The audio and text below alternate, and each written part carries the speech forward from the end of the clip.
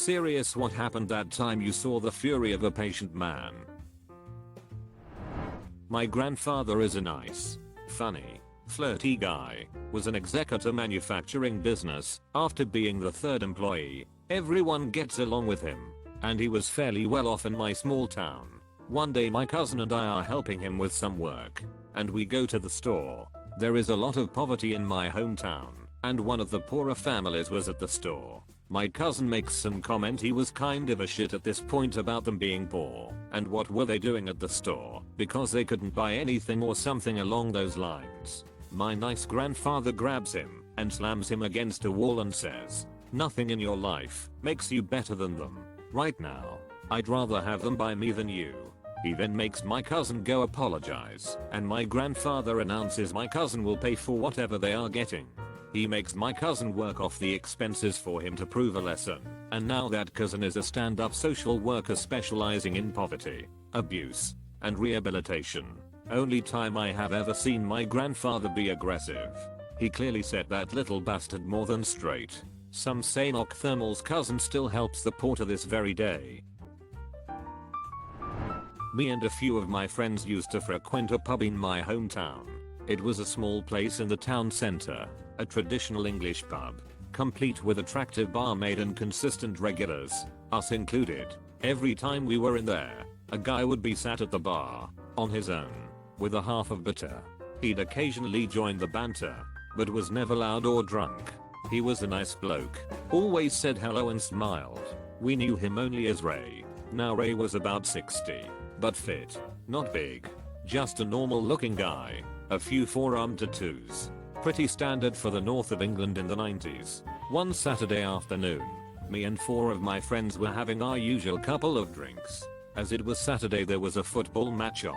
3 away fans walk into the pub, already a brave move, but this is a friendly place. Everyone eyes them suspiciously, but carries on drinking. They walk to the bar and immediately start being horrible to the barmaid, making lewd comments, complaining loudly about the beer, etc. Ray looks at these 3 guys and says, "No need to be rude, boys. She's here to do a job." Cue a stream of verbal abuse from the away fans. "Shut the duck up, granddad.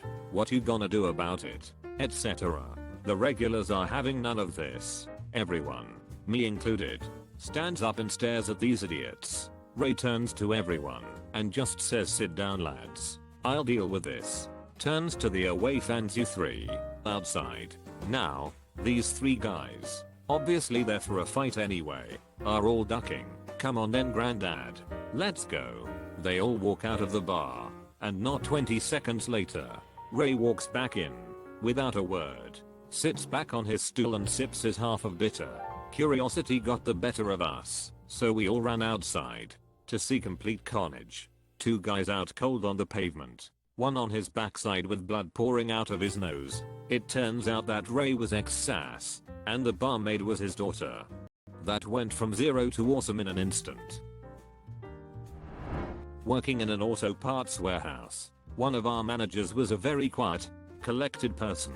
One particular day some of the orders were wrong and the ordering system was malfunctioning. He calmly goes out back, starts up a forklift and rams it full speed at a huge stack of wood pallets. He must have thrown it in reverse and repeated this about a dozen times, raising and lowering the forks appropriately. Everyone stopped working to watch as every last pallet was destroyed. When there was only a pile of wood scraps left, he turned off the lift and calmly walked back in and continued working as if nothing happened. Gym class in high school. The quiet nerdy kid kept getting picked on during dodgeball. One jerk kept hitting him with balls, even when he was already out. The quiet kid wasn't tiny. He was about average sized, maybe a little taller than average. He eventually lost his temper, ran across the court, and literally delivered a double-handed chokeslam to the jerk. Being a bunch of teenage boys, we all lost our shit cheering for him. He got suspended for 3 days, but it was reduced to 1 day in school after a bunch of us went to principal and explained the circumstances. When I was in high school, an upperclassman at my all-male student Catholic school followed a female teacher into the bathroom and tried to RP her. She screamed initially before he pulled a knife on her. The gentlest, most caring, Socially awkward Latin teacher heard the scream and rushed from his classroom straight into the women's restroom. He clocked this kid across the face and dragged him out by his collar into the hall. Then he checked on traumatized female teacher. Later, he just went back to class and continued teaching as though nothing happened. Dude knows 7 languages, has never dated anyone, and is a brilliant, always calm man. People gained a lot of respect for him after that day. He's still really weird though. My grandfather was a man who rarely talked and never rushed. He once had a completely silent argument with so they slammed the back door at each other until they broke the window in it. That said, he was a steel worker who worked for a moving company on the weekends. He was short, but built like a brick house. When I was very young, I don't remember what led up to it, but I remember my father making my grandmother cry. Then I remember my grandfather charging in like a bull, grabbing my father and pitching him across the house. My dad made the good decision and bolted as soon as he got up. That was the one and only time I saw my grandpap lose his temper. Twice in 20 years I've seen the fury of my very patient, docile and kind stepdad. The first time was when some 12th graders chased my brother and cousin all the way from school to our backyard, threatening their lives with pocket knives. Stepdad calmly walked to the backyard, grabbed the big kids by their throats, and lifted them up, pinning them to the fence. "Stay the heck away from my kids," was all he said, in a calm, teeth-biting kind of way. The kids booked it faster than I've ever seen anyone run, and never bugged my brother or cousin again. Then we all went inside and made burgers. The second time was in my angsty preteen years, when I called my mother a BTCH. He turned at me, and I've never been so scared in my life. This time he was right pissed and screamed at me until I was backed up against our bar counter, shielding myself with the bar stool legs. The second he backed off slightly, I booked it into my bedroom and barricaded myself in with all the furniture I could find. Didn't come out for a solid day until I got up the courage to apologize. But he's a teddy bear, normally. Worked at a retail store. My manager was a very kind and soft-spoken man, about 5'5", and not scrawny but not built. I never saw him lose his temper, except once. A guy in another department was stocking shelves. Bill. And he is in a wheelchair. A huge gnarly looking guy comes up and starts arguing with Bill about whether or not they have this or that. And the guy loses his temper. Tries to pull Bill out of his chair to beat him up. I was further down the aisle, but I started towards them, because duck no, you don't mess with Bill.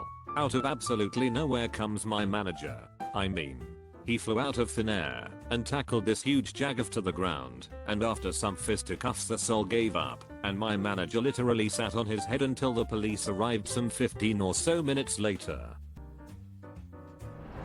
My dad. About a decade ago, while I was in high school, we lived on a hill, and if you go down the hill it leads into the main part of town where all the shops and stuff are, and if you go up, over the other side it's where a lot of the bars and clubs are. It's quicker to go over than around, obviously.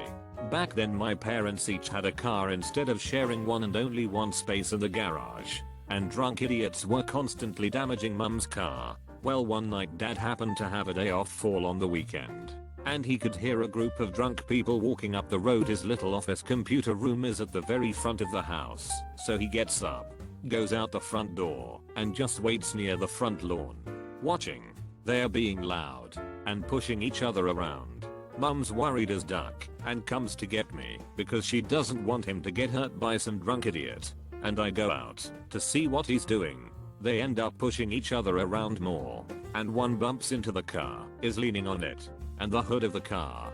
Dad tells them to get away from it. They start taunting him, so he walks closer toward them, and one of the little bastards clean smashes the side mirror off while laughing at him. Dad is a 6'8" ex-basketballer. Basically is just all around ducking huge, and is small man bait on a normal day. Dad hit him straight in the jaw, and you could see as his jaw completely broke. Guy is immediately screaming and bawling his eyes out at the same time, while his friends pick him up and run away. Never heard from them again, or got in any trouble for it. Dad just went back inside and watched TV. Yeah. Let's break the mirror off the 6'8" guy's car. I worked with this theater director who was well known for being one of the nicest and most intelligent people you can meet. But there was one actor in this show who was a grade A pain in the arsehole. She would constantly be late for rehearsals. Once she didn't show up at all. The reason was her girlfriend was in a car accident. But the problem was she didn't tell the stage manager, director, or anyone she wasn't coming. We found out through Facebook. This was a show with some deaf cast members and some hearing actors who didn't know ASL had to do some signing.